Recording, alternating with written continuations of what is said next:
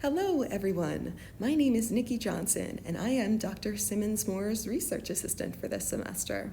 And today, I wanted to share with you a project that I pulled together for Dr. Korobov's class last semester, entitled Psychedelic Mushrooms, Apparent Effects on Subjective Human Perception. This was a thematic analysis study that I pulled together based upon 100 magic mushroom trip reports that I drew from a site called bluelight.org. And I have to say, this was a super fun project, equally fascinating, often amusing, and definitely informative, so I hope you'll really enjoy it. In terms of what we'll explore for today, we'll take a very quick look at the background for this project, so the research question and sources of data. Then we'll dive straight into the 7 themes that I identified as part of my study, including data excerpts to represent each theme. Then we'll take a super brief look at associated theories, tying some of the findings of this study to some of the sorts of things that you'll be exploring as part of this class. Then we'll move into a super fun segment where we'll take a look at some film scenes from the movie Knocked Up, where the main characters take some mushrooms and see how many of the themes that we cover today can you find in these 2 clips. And finally, we'll wrap up with some closing thoughts. As a setup for this project, consider this. Psychedelics have been a source of curious fascination and wonder for human beings since time immemorial. From the sacred rituals of our ancient hunter-gatherer ancestors and indigenous healers, all the way up through the pivotal role that they now play in modern-day neuroscience and consciousness studies, these substances have long been revered for their potential to open our minds to dramatically different views of ourselves and the world around us. As a research question for this study, I focused on the following. In what ways do so-called magic mushrooms, or more formally, the psychoactive compounds of psilocybin and psilocin, appear to influence subjective human perception? Upon ingestion of these substances, what types of shifts of perspective tend to be observed both externally and internally? In terms of data collection, my first stop was actually the special collections section of the library here at the University of West Georgia. And although Blynn and Laura connected me with some absolutely beautiful firsthand accounts from Stanley Krippner, Eileen Garrett, and other sources, there just weren't enough there in terms of quantity to meet the goal that I had committed to for this particular project, which was analysis of 100 different trip reports. So, as an alternative plan, I ended up turning to a site called bluelight.org, which I had seen mentioned in a few studies. Bluelight.org is an online message board designed to connect psychedelic researchers based all over the world with people who have taken various substances recreationally and posted descriptions of their experiences to this forum website. Sadly, and I don't know if this is still true, when I visited the site, the search functionality was not working properly. So it was slow going to pick through the reports by hand to find accounts that exclusively involved psychedelic mushrooms without other substances also being involved and thereby tainting the described experiences. 2 other sites that I would also recommend, which seem to do a better job of segmenting their reports into very helpful categories, would be shroomery.org, which is devoted specifically to magic mushrooms, and erowid.org, which features a variety of psychedelic substances. So I just wanted to pass along those personal recommendations. Now, let's take a look at the 7 themes that I identified as part of my study in terms of perceptual effects that I repeatedly saw mentioned in the 100 magic mushroom reports that I grabbed from bluelight.org. I think you'll actually recognize quite a lot of the themes and items based upon the reflection assignments that you just turned in.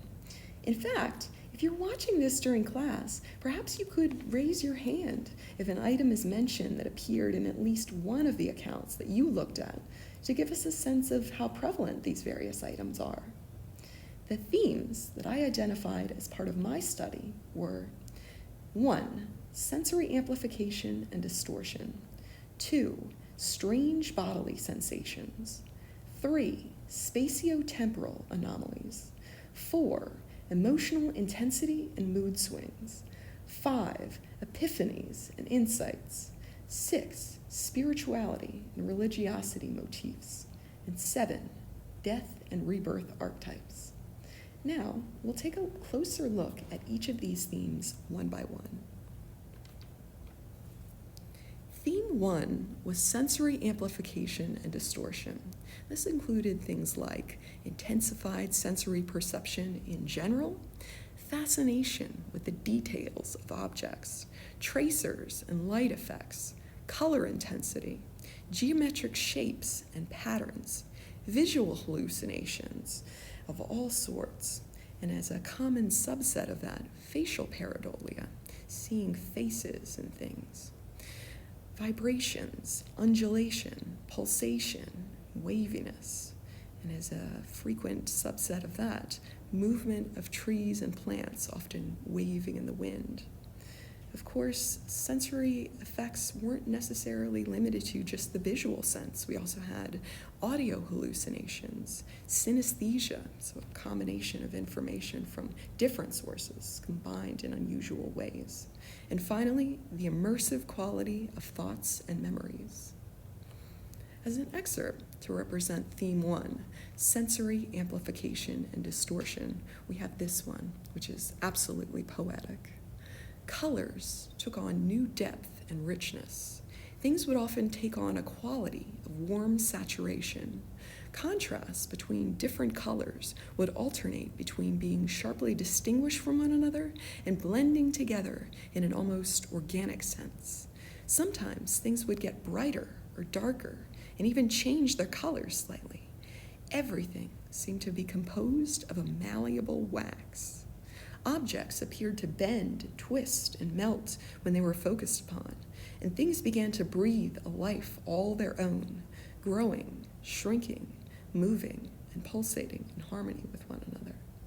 Patterns became very apparent all around me, and the landscape would often open up to reveal the underlying symmetry apparent within the smallest and largest of details. Be this due to increased visual acuity or a mind hell-bent on finding order in everything, one can never be so sure. However, I tend to think that these effects resulted from a mixture of these two possibilities. I recall patterns emerging from out of more bare surfaces, such as the concrete, and these would especially seem to bleed out from my peripheral vision and encompass more of my visual field the longer my eyes remained still and focused on the same sight. I remember the tall grass waving in the winds of light and energy were flowing through it, embers from fire taking on a mystical glow, the entire night sky wrapping itself around the earth underneath my feet as the stars grew brighter and deeper. Here, cradled between these two layers of physical space, had I found myself. As the moon rose up from over the hills, I became awestruck at its beauty, and the beauty of everything around me, really. Its warm light bathed all it touched and caused everything to glow with life. The light from the cars, the street lamps, and the houses painted itself onto all of the surrounding surfaces, illuminating everything with its warm presence. At times, objects would sparkle and shimmer, to the point of appearing icy even. Two-dimensional surfaces, upon closer inspection, would grow deeper and more entrancing. I recall staring into a landscape portrait and seeing it come to life before my eyes, the trees rustling in the wind, the clouds moving across the sky, the sun shining across the surface of the water. Astonishing. That was a particularly long passage, but there were so many of the items that I mentioned included in this one excerpt. Theme 2 was strange bodily sensations. So originally, I had many of the items toward the top of this list, including it as part of Theme 1, sensory amplification and distortion. However, that category was starting to get long and therefore a little unwieldy. And also, it occurred to me that there were some items, now toward the bottom of this list, that I had initially discounted because it seemed as though they were simply gross symptomatic effects of the substances themselves. But then it occurred to me, no, these are things that are being sensed, particularly from an interoceptive perspective. And so they belonged in my study as well, and so I broke out this second category. And this theme included things like a distorted sense of one's own body, mirror anomalies, so looking in the mirror and seeing all sorts of strange things, buzzing and kundalini bodily sensations, out-of-body experiences, energy surges or impulses to move, contrastedly sometimes paralysis or numbness or lack of feeling. Temperature irregularities were commonly mentioned, as well as sweating in many cases.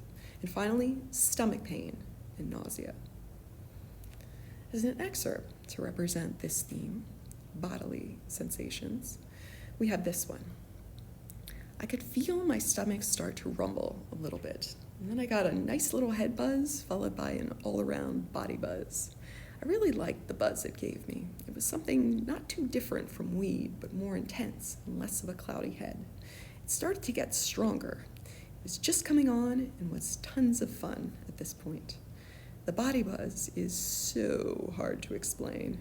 It resembled being high, being drunk, rolling, and it had its own unique attributes as well. I knew that I had the urge to sleep, so I lied down and tried to go to bed, despite stomach pains. I woke up in the middle of the night trying to breathe. I had to really focus on breathing. It didn't come natural now. I was a little more with it, and I told myself it was just the shrooms effing with my head. I remember concentrating on breathing, scared I was dying for at least 10 minutes. Then I must have just fell asleep. All in all, it was a crazy effing experience. I plan to eventually do them again, but not half as much. Theme 3 was spatiotemporal anomalies. Now, unlike the items mentioned in Theme 1, sensory amplification and distortion, the items in this list tended to suggest to percipients that there was something fundamentally different about the nature of reality from an ontological perspective.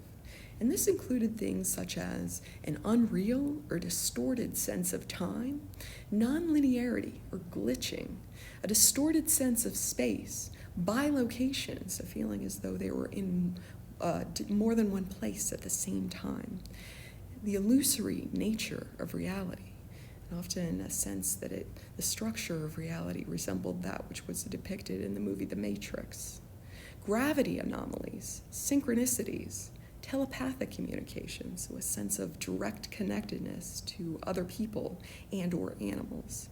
And finally, indescribable experiences, ontological realities that were just very difficult, if not impossible, to express in words, although they certainly tried. As an excerpt to represent Theme 3, spatiotemporal anomalies, we have this one. I was really confused at that point. Everything around me seemed artificial somehow. I was looking at the river and the grass and the ants on the ground, but none of that seemed real. I was trying to understand who I am and what I was doing here. All my thoughts and prior memories seemed unreal, like I just woke up and realized it was all just a dream, and I was living in the Matrix all this time. And this world I thought I was living in was just an illusion, and nothing would be the same from now on. I was really scared and confused. Slowly, I could feel it fading down and started to feel better, but still very confused. It faded down completely, and it was normal again. Nothing of what I had felt during the trip had stuck, not the sharp vision and sounds or this matrix sensation, but it still bothers me, and I can't let it go. And that was so common, that last piece, in so many of these reports, that even once the sensations themselves faded, there was this lasting impression that could not be forgotten. Things seen in that experience that, in a sense, could not be unseen ever again. Theme 4 was emotional intensity and mood swings. And I have to say, in looking across the entire data set, this theme felt like it was the most striking. So oftentimes you would have this wild swing from the height of positive emotion to the depth of negative emotion, sometimes in the course of the same sentence. And so this theme included things like ambivalence, so a mixture of emotions and often contradictory feelings, abrupt mood swings, emotional intensity of all types, from euphoria, bliss, and love, to dysphoria, to extreme hilarity, to incredible relief and release, to extraordinary gratitude, to various shades of fear, from terror to anxiety to paranoia. Often confusion or an inability to think was mentioned, as well as something termed by the author of the next excerpt that we'll look at, a loss of anchors, so essentially an inability to connect to certain things conceptually, sometimes accompanied by a sense of insanity. And finally, empathy, forgiveness, and acceptance. So as an excerpt to represent theme 4, emotional intensity and mood swings, we have this one, which is my absolute favorite of the bunch. Madame Mushroom is a harsh mistress. If this had been my first experience, without a doubt, I would have called it a bad trip. But there are no bad trips, only difficult experiences. Well, this one was very difficult. Ego lost, and afterwards, believing I'd lost my mind and thinking I'd eaten a poisoned mushroom and I was gonna die, I wrote out the worst of it by thinking, you've been in a state like this before. It will pass. You're fine. Things can turn around so quickly. One moment I was thinking, this isn't strong enough, I need more. An hour later, I was rolling on the floor laughing and saying, I can't remember anything. I don't know what any of this means. And in another moment, again, time didn't exist and I couldn't tell what reality was, and I was terrified, and I knew it had to do with the mushrooms I'd eaten, but I didn't know what mushrooms were. There were no anchors. I knew my own name, for instance, but not what it meant to have a name. The state of mind I was in when I ate those shrooms was, I believe, what launched it into seriously effing dark territory. Ego loss can be beautiful, or it can be terrifying. There's no real in between. Amnesia, events out of chronological order in my memory, thinking I was God, everything spinning faster and faster, out of control. I didn't find what I was looking for, but I did come back with an idea for a short story. So that's something. I wonder, was my experience normal for this dose? I don't think it was technically psychosis, because I was aware that I was insane. So really, it was more a kind of delirium. I definitely felt crazy, and it was terrifying. On the other hand, even after being through hell, I feel totally fine, and in fact, eager for my next planned experience. So particularly with that last sentence, that was so common across so many of these reports. People would say, oh my God, this was absolutely the most terrifying experience of my entire life. And yet, I can't wait to do it again. Because it was often paired also with a height of positive emotion as well. So you had this swing between both extremes. And when we get to the theory section of this presentation, we'll take a look at some of the stuff that might be happening there in terms of theories that have been proposed. Theme 5 was Epiphanies and Insights. So this is where a lot of the goodies come in terms of the reasons why people do these substances from an entheogenic perspective. So things like existential and deep thoughts, a sense of connectedness to all knowledge, the meaning of life, clarity, various aspects of personal life, including things like guidance with self-improvement and life choices, insights into relationships, sudden remembrance or reframing of memories. The speed of thought was often mentioned, enhanced creative abilities of many different types, in particular, intuitive understanding of sound and music, and artistic inspiration of many different types. And finally, permanent changes of perspective. So as an excerpt to represent theme 5, Epiphanies and Insights, we have this one. Suddenly, like I'd figured out a key part to a puzzle or a sum that I'd been stuck on for years, it all fit into place. Here's when the most incredible part happened. Suddenly, I got this incredible realization.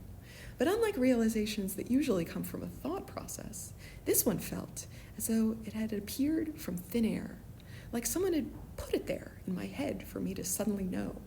It felt like a completely original thought, I guess. I reveled in this new knowledge that our bodies are basically just shells that let our true soul express ourselves and experience the world that we willed to be. I was in such total awe of this. It all suddenly rushed into my head in the space of half a minute, from absolutely nowhere at all in my conscious mind. This wasn't an out-of-body experience or anything, but it was just an incredible, spontaneous thought I've never been able to shake. I don't think I'll ever forget it. So again, we have this sense of permanent changes in perspective as a result of these experiences.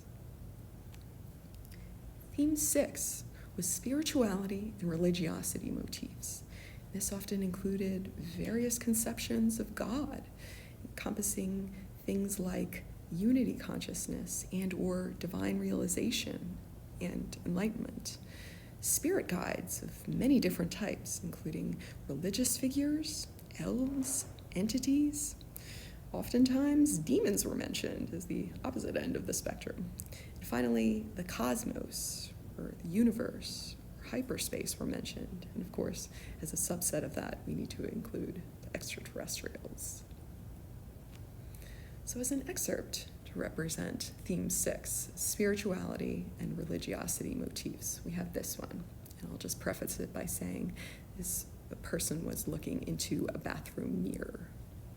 From my reflection, I remember looking at the middle of my forehead and imagining a third eye that can see past this physical existence, something that is more spiritual and awakening. I remember looking in my eyes and seeing an outline of a beautiful Hindu god whose colors were blue and green that was outlined above my head but surrounded itself within me. I leaned my back against the wall and felt one with that bathroom, one with the wall, everything.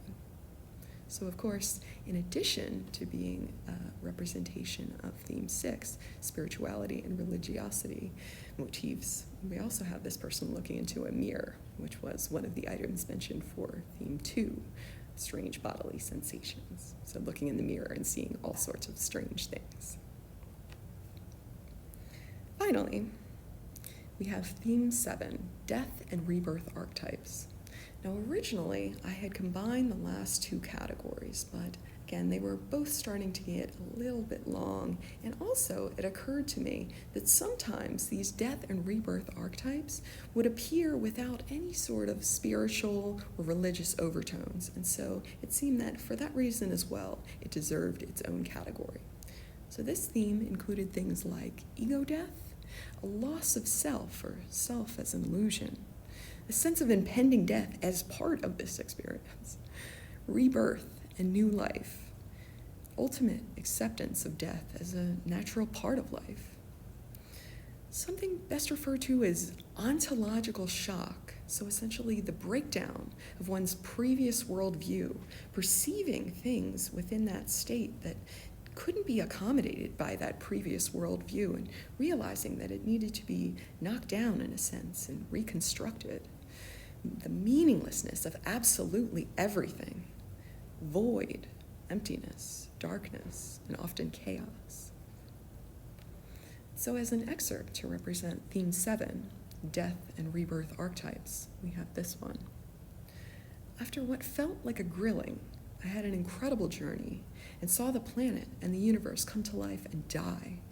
I saw myself and my partner as birds living in a beautiful nest, and while very fearful of our vulnerability, we were also elated with the beauty of the world.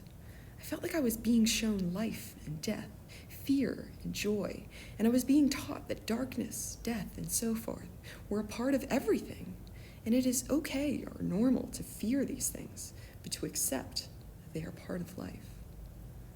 I saw my body decaying in a beautiful way, like molecules or atoms of energy, trillions of them making up my body, flowing into everything else and becoming a part of everything else. It was truly breathtaking. I saw my relationships, especially those with the women in my family and extended family, their strengths and how they are excellent teachers. I was shown how sick the planet was and given a message that we need to heal ourselves to heal the world. There is more, but I feel those are most appropriate to share for now. And so, in the face of death, the emotional response did vary greatly from one account to the next, but oftentimes, ultimate acceptance of death as a natural part of life did become apparent by the end of the experience. Now, very briefly, we're just going to touch on some theories that related to the findings of this study. Each of these topic areas could easily be broken into its own separate presentation, and in fact, they will be. I'll be presenting this first topic at the APA Division 32 Conference for Humanistic and Transpersonal Psychology, and Dr. Simmons-Moore can pass along the slides for that talk if any of you are interested once I've put them together. But for now, suffice it to say that I believe that Roberto Assagioli's egg diagram and his depiction of the unconscious are hugely helpful in conceptualizing the enormous range of experiences reported in the psychedelic state. In short, Assagioli depicted the unconscious as consisting of three realms: lower, middle, and higher unconscious, each of which have very different attributes associated with them. The lower unconscious is the source of many of the fears, primitive drives, and complexes that are dissected through psychoanalysis, for one. The middle unconscious are the types of processes and psychological contents that can operate without conscious attention to facilitate our daily living. The higher unconscious represents our greatest potentials as a source of tremendous inspiration, illumination, higher purpose, and bliss. And while they're split out for the purpose of explication in this diagram, the important thing to keep in mind is that in reality, it is not possible to selectively tap into the higher unconscious alone. Tapping into the unconscious and accessing things that would ordinarily be left out of our conscious awareness can mean opening yourself up to an unfiltered mixture of experiences from all three of these realms, which seems to correspond to what we see with these often abrupt shifts from one emotional extreme to another, found with theme 4 in this study. You'll note, too, that many of the items from theme 5, Epiphanies and Insights, seem to relate to the higher unconscious or superconscious realm as depicted here. So I think this is quite a useful framework and one that doesn't get enough credit. The next topic area that I just briefly want to highlight is the concept of criticality in the context of altered states. If you made it this far into psychedelic class, I am sure that Robin Carhart Harris's entropic brain hypothesis has at least been mentioned, which famously popularized this concept in the discussion of psychedelic states. The basic idea here, now further explored by many different researchers, is perhaps best illustrated for our purposes by Gervais and colleagues' 2023 scoping review of criticality in altered states. Expressed very simply, the idea is that there is a point of transition between order and chaos, known as the critical point or criticality. The normal waking state of the brain can be thought of as operating a bit removed from this critical point, or what has become known as quasi-criticality. And things like psychedelics and meditation move us closer to it.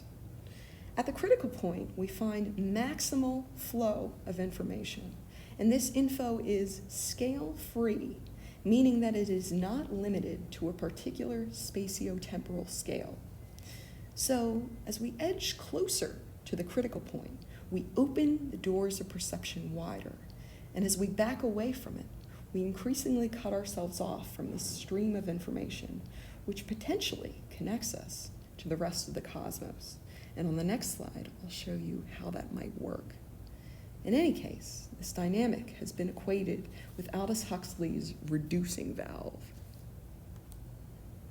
So, how might this happen mechanistically? Well, this takes us to what I'll be presenting at the Science of Consciousness conference in April.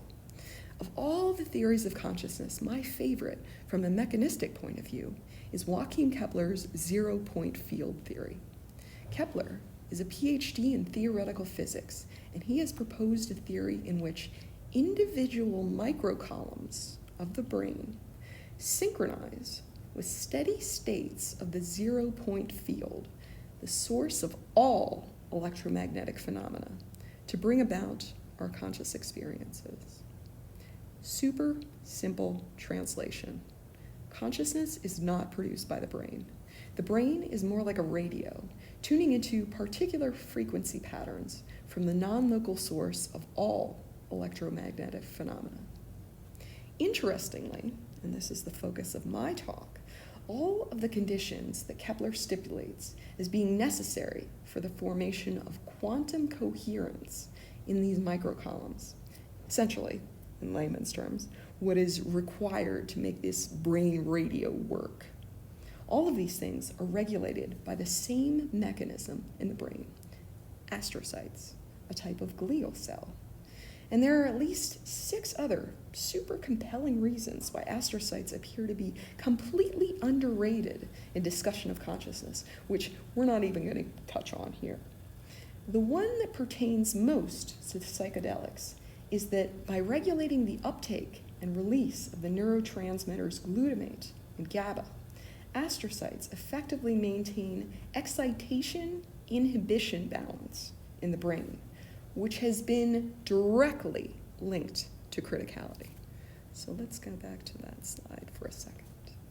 So in short, if there is a greater balance of inhibition, the system is more ordered or subcritical. If there is a greater balance of excitation, the system is more chaotic and flexible or supercritical. Astrocytes regulate this balance between inhibition and excitation, and they are directly interconnected with one another across the entire brain in a mycelium-like network called a syncytium. In simple terms, if the brain is a radio, then astrocytes may be the tuner of that radio, dialing up or dialing down the amount of information that can stream into our conscious experience. Wow, right? Heavy stuff, but seriously cool. So, on that note, let's transition into something a whole lot lighter. We'll now take a look at 2 scenes from the movie Knocked Up, where the main characters took some mushrooms, and we'll see how many of the themed items you can find from what we've covered today. So let's take a look at this first scene. This isn't funny. Guys, 12 kills, it's not funny. This is a sick movie.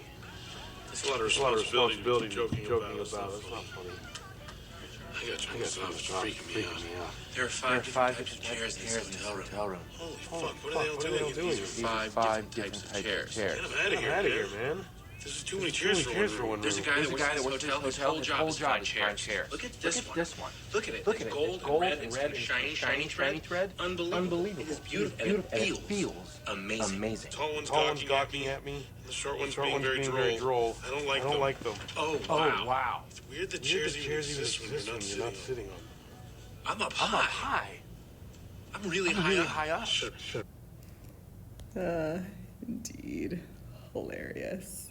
So, how many of them did you spot? Gosh, there were so many of them represented in this clip. So let's just go down the list.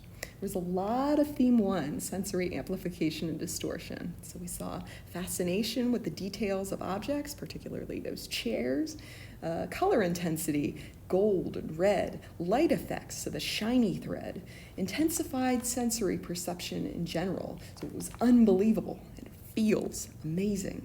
And finally, for this category, facial pareidolia, so the supposed gawking and droll expressions on those chairs, according to Seth Rogen's character. Now, arguably, we saw a little bit of theme 2, so strange bodily sensations for Paul Rudd's character, with a potentially distorted sense of his own body when he hopped up on that chair and said, "I'm up high," although that could have been just sensory distortion. We also saw a little bit of theme 4, emotional intensity and mood swings. There was some dysphoria and disgust for Seth Rogen's character in watching what would ordinarily be a comedic movie, as well as paranoia and fear based on too many chairs in one room and their perceived expressions. Finally, Theme 5, Epiphanies and Insights, was also represented. We saw existential thoughts, that philosophical observation that it's weird that chairs even exist when you're not sitting on them. And we didn't watch this part, but the scene continues as they gain clarity on aspects of their personal lives, including insights into their relationships. So that last scene had a lot of different themed items going on. With this next scene, there's one theme in particular that dominates. See if you can figure out which one it is.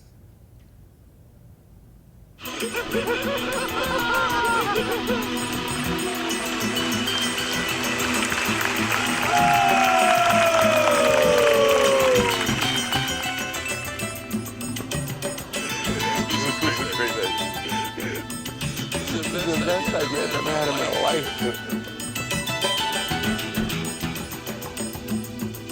What are they gonna do?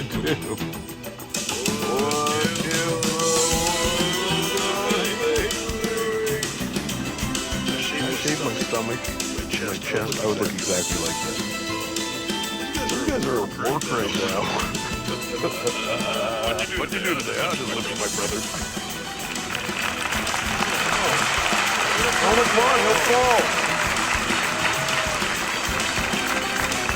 I'm freaking out right now, man. The mushrooms are turning on me.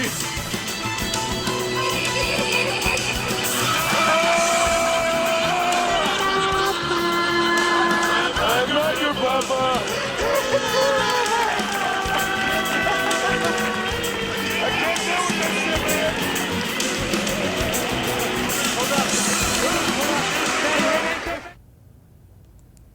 Okay, so what do you guys think? If you said theme 4, I'd have to agree.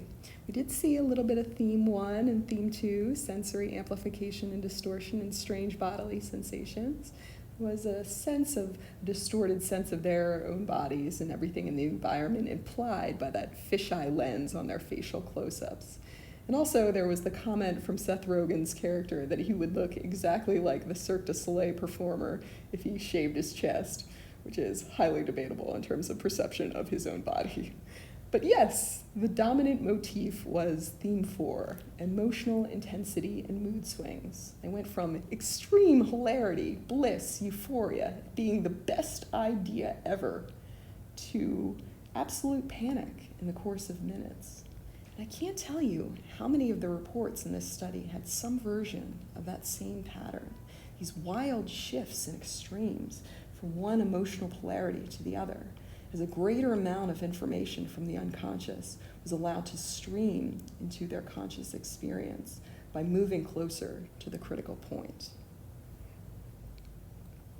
So, in conclusion, although there was often a bit of interconnectivity between these various categories, not unlike the synesthesia and the sense of interconnectedness of all things represented in many of the reported experiences themselves, which made it difficult to break them out into perfectly discrete categories. Nevertheless, these were the 7 main themes that I observed over and over again as part of my study. Sensory amplification and distortion, strange bodily sensations, spatiotemporal anomalies, emotional intensity and mood swings, epiphanies and insights, spirituality and religiosity motifs, and death and rebirth archetypes. Questions? Comments? Would you like to hear more information about any of the things that I've mentioned during this presentation? Please feel free to reach out to me. I've included my contact info on this slide, so you have my Gmail, my school account, as well as my LinkedIn profile. So I hope you really enjoyed this presentation and have a great time with the rest of class. Thanks so much, everybody.